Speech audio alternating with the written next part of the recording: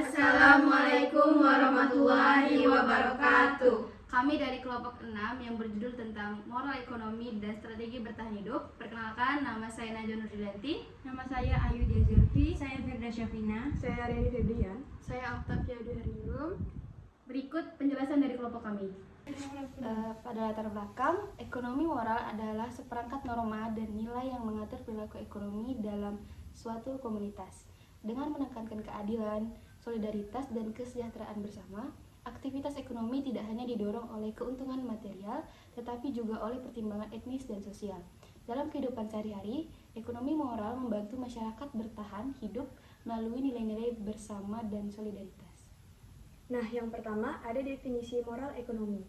Kata moral berasal dari bahasa Latin mores. Kata jamak dari mos berarti adat kebiasaan. Dalam bahasa Indonesia, moral diterjemahkan dengan arti tata susila. Moral adalah perbuatan baik dan buruk yang didasarkan pada kesepakatan masyarakat. Moral adalah suatu tindakan yang bertentangan dengan aturan, tindakan atau perbuatan yang cenderung positif dan baik. Dapat disimpulkan bahwa moral adalah perbuatan baik yang mengandung syarat-syarat baku seperti yang disebutkan di atas. Moral ekonomi adalah suatu analisis tentang apa yang menyebabkan seseorang berperilaku, bertindak, dan beraktivitas dalam kegiatan perekonomian.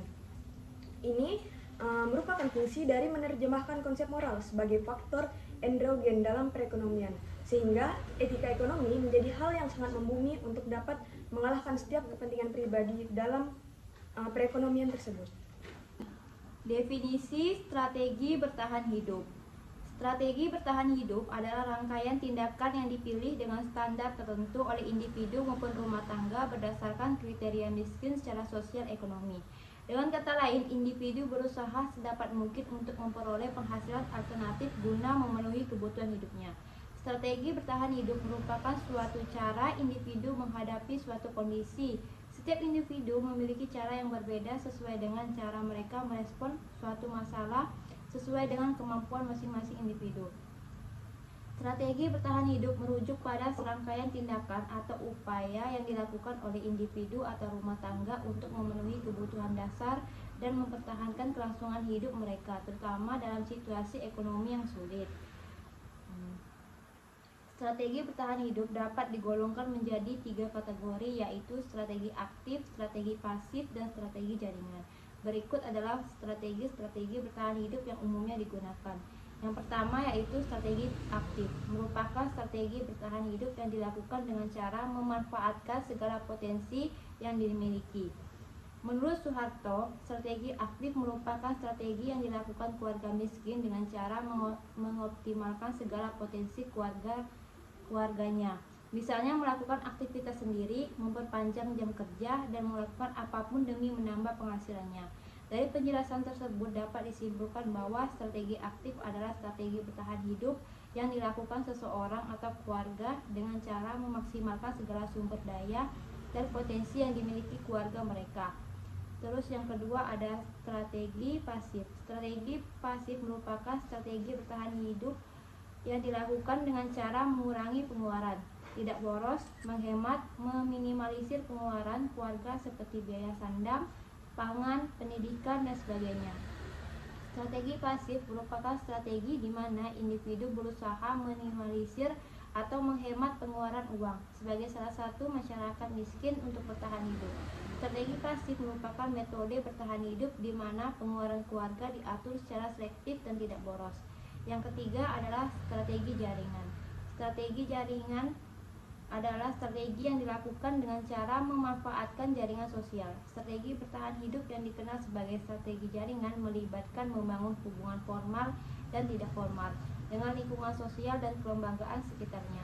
Contoh hubungan ini termasuk meminjam uang kepada tetangga, mengutang di warung atau toko, menggunakan program kemiskinan, meminjam uang ke rentenir atau bank, dan sebagainya. Secara umum, strategi jaringan dilakukan oleh masyarakat pedesaan yang tergolong miskin dengan meminta bantuan pada kerabat atau tetangga dengan cara meminjam uang. Budaya meminjam uang atau hutang merupakan hal yang wajar bagi masyarakat desa karena budaya gotong royong dan kekeluargaan masih sangat kental di kalangan masyarakat desa. Dapat disimpulkan bahwa strategi jaringan adalah cara bertahan hidup dengan meminta bantuan kerabat, tetangga, dan relasi lainnya secara formal maupun informal saat menghadapi kesulitan seperti meminjam uang saat memerlukan uang segera. Yang ketiga, ada relevansi moral ekonomi dalam strategi bertahan hidup dalam kehidupan sehari-hari. Relevansi moral ekonomi dalam strategi bertahan hidup sangat penting karena moral ekonomi berkaitan erat dengan prinsip-prinsip yang mengatur perilaku individu atau kelompok dalam konteks ekonomi. Nah, dalam menerapkan strategi bertahan hidup, setiap manusia mempunyai respon yang berbeda. Mereka melakukan tindakan rasional yang diperhitungkan untuk memperbesar kesenangan dan menghindari penderitaan. Relevansi moral ekonomi dalam strategi bertahan hidup dalam kehidupan sehari-hari berkaitan dengan bagaimana nilai-nilai sosial dan etika ekonomi mempengaruhi cara hidup atau kelompok memengaruhi kebutuhan mereka, terutama dalam kondisi krisis atau keterbatasan sumber daya itu sendiri. Dalam kehidupan sehari-hari, banyak orang yang menghadapi situasi sulit seperti harga kebutuhan pokok yang naik, penghasilan yang tidak menentu, atau keadaan darurat itu sendiri. Dalam kondisi ini, prinsip moral ekonomi membantu masyarakat dalam bertahan hidup dengan cara yang pertama, ada saling membantu dalam komunitas. Nah, ini mencerminkan prinsip moral ekonomi di mana bantuan diberikan bukan hanya karena keuntungan, tetapi karena rasa kemanusiaan. Dan yang kedua, ada sistem barter dan solidaritas sosial. Ini menunjukkan bagaimana model ekonomi bekerja dalam strategi bertahan hidup tanpa harus bergantung sepenuhnya kepada uang. Moral ekonomi dalam membantu masyarakat bertahan hidup dengan mengutamakan nilai-nilai kebersamaan dan keadilan dalam kegiatan ekonomi itu sendiri. Dengan adanya solidaritas sosial, orang-orang bisa mendukung, terutama dalam kondisi sulit itu sendiri. Moral ekonomi merupakan cara agar masyarakat bisa bertahan hidup dan hidup lebih sejahtera dan saling membutuhkan dan bekerja sama. Moral ekonomi dalam kehidupan sehari-hari. Yang pertama yaitu kejujuran dan keadilan dalam transaksi. Contohnya yaitu pedagang yang menjual barang dengan harga wajar tanpa menipu pelanggan atau perusahaan yang memberikan upah layak kepada pekerjaannya. Yang kedua yaitu budaya gotong royong dan solidaritas sosial, yaitu di komunitas tertentu orang saling membantu melalui sistem barter atau memberikan bantuan tanpa pamrih seperti meminjamkan uang tanpa bunga atau menyediakan pekerjaan sementara. Yang ketiga yaitu praktik ekonomi berbasis etika, yaitu konsumen memilih produk dari bisnis yang menjalankan praktik etis seperti rumah lingkungan, sementara pelaku usaha memastikan aktivitas mereka tidak merugikan masyarakat. Yang keempat yaitu penerapan nilai moral oleh pedagang kecil, yaitu dalam studi kasus yang menunjukkan bahwa pedagang lansia atau pedagang ikan asin menerapkan moral ekonomi dengan mengutamakan kejujuran, keberanian mengambil risiko, dan orientasi pada kesejahteraan sosial di samping keuntungan materi. Selanjutnya yaitu salah satu contoh strategi bertahan hidup di ekonomi yang sulit yaitu strategi bertahan hidup di penghuni pemukiman kumuh. Kehidupan mereka yang tergolong miskin tersebut merupakan masalah sosial akibat terjadinya ketidakcukupan materi atau uang untuk memenuhi kebutuhan hidup mereka, termasuk biaya pendidikan dan tempat bermukim. Selanjutnya itu tantangan dan perubahan dalam moral ekonomi dan strategi bertahan hidup. Tantangan dalam ekonomi moral dan strategi bertahan hidup juga dapat menjadi dua kategori utama, yaitu tantangan internal dan tantangan eksternal. Tantangan internal berkaitan dengan faktor-faktor yang berasal dari individu atau komunitas itu sendiri, seperti semangat dan etos kerja, keterampilan dalam mengelola usaha, inovasi, serta kemampuan dalam menyesuaikan diri dengan perubahan ekonomi. Di sisi lain, tantangan eksternal mencakup faktor-faktor yang berada di luar kendali individu itu sendiri, seperti perubahan kebijakan ekonomi, globalisasi, krisis ekonomi, dan perkembangan teknologi.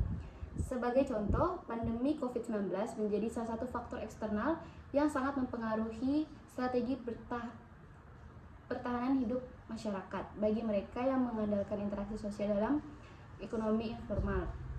Dengan memahami bahwa faktor internal berhubungan dengan pengolahan diri dan pemikiran individu dalam menghadapi tantangan, sementara faktor eksternal lebih dipengaruhi oleh kondisi lingkungan yang berubah-ubah, maka strategi bertahan hidup dalam ekonomi haruslah bersifat fleksibel dan inovatif. Studi kasus moral ekonomi dan strategi bertahan hidup. Dalam makalah ini mengambil contoh studi kasus dari jurnal berjudul Strategi Bertahan Hidup Buruh Tani di Desa Tombatu 2 Utara, Kecamatan Tombatu Utara. Dalam studi kasus dalam jurnal ini membahas bagaimana buruh tani di Desa Tombatu 2 Utara bertahan hidup di tengah kondisi ekonomi yang sulit. Dengan penghasilan yang rendah dan ketergantungan pada sektor pertanian, buruh tani harus menerapkan berbagai strategi agar kebutuhan dasar mereka tetap terpenuhi. Desa Tombatu 2 Utara memiliki mayoritas penduduk yang berprofesi sebagai petani dengan 32 kepala keluarga bekerja sebagai buruh tani. Usia mereka rata-rata 45 tahun yang berarti mereka sudah berpengalaman dalam strategi bertahan hidup. Mayoritas buruh tani ini memiliki tingkat pendidikan yang rendah, rata-rata hanya sampai tamatan SD, yang mempengaruhi keterampilan mereka dalam mencari pekerjaan alternatif. Pendapatan buruh tani sangat terbatas, hanya cukup untuk memenuhi kebutuhan pokok. Banyak buruh tani tinggal di rumah yang sederhana, sebagian besar masih berupa rumah papan dan sebagian kecil masih tinggal menumpang di rumah orang tua atau menyewa rumah. Strategi bertahan hidup yang diterapkan oleh buruh tani. Buruh tani menerapkan berbagai strategi bertahan hidup yang dapat dikategorikan ke dalam 3 aspek utama. Yang pertama yaitu strategi pengontrolan konsumsi dan pengeluaran pangan. Untuk mengurangi pengeluaran, buruh tani menerapkan berbagai cara, antara lain yang pertama yaitu mengurangi jumlah makan dari 3 kali sehari menjadi 2 kali sehari. Dan beberapa keluarga mencampurkan beras dengan jagung agar lebih hemat. Sumber makanan diambil dari hasil kebun sendiri seperti sayur dan rempah-rempah. Yang kedua yaitu membeli barang murah atau bekas seperti pakaian dan peralatan rumah tangga untuk menghemat biaya. Peralatan rumah tangga seperti kompor, tempat duduk, atau alat dapur dibeli dari pasar barang bekas. Yang ketiga yaitu mengurangi biaya kesehatan dengan menggunakan tanaman obat tradisional atau hanya membeli obat di warung. Yang keempat yaitu mengurangi pengeluaran untuk pendidikan, misalnya dengan menggunakan 1 buku untuk beberapa mata pelajaran atau bahkan memberhentikan anak mereka dari sekolah karena keterbatasan biaya.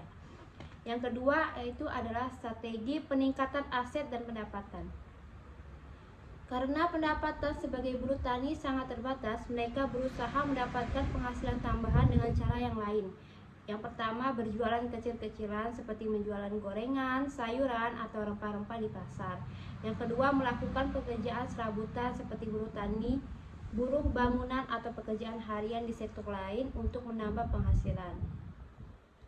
Yang ketiga yaitu menggunakan barang bekas untuk kebutuhan rumah tangga seperti pakaian dan perabotan. Sebagian besar barang bekas didapatkan dari sanak saudara atau tetangga.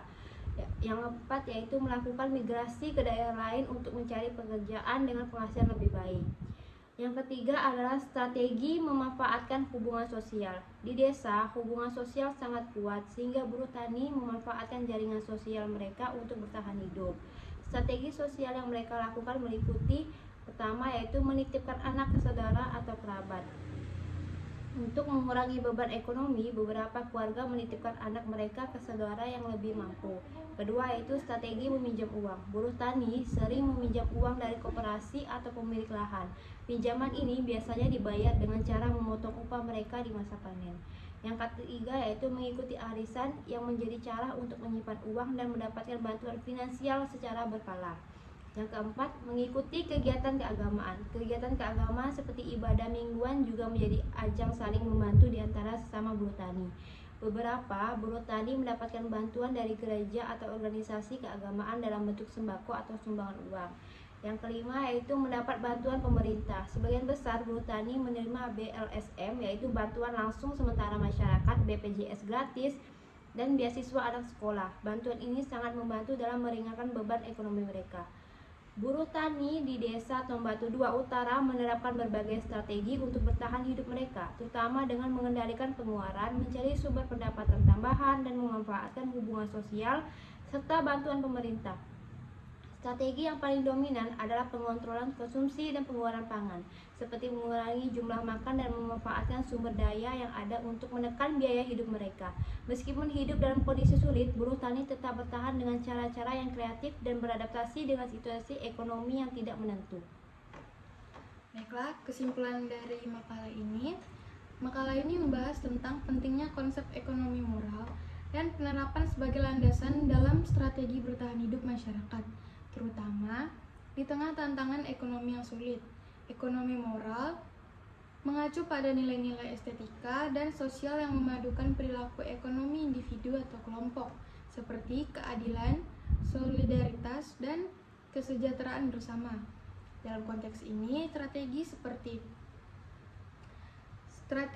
bertahan hidup menjadi mekanisme adaptasi yang digunakan untuk individu atau keluarga untuk menghadapi tekanan ekonomi.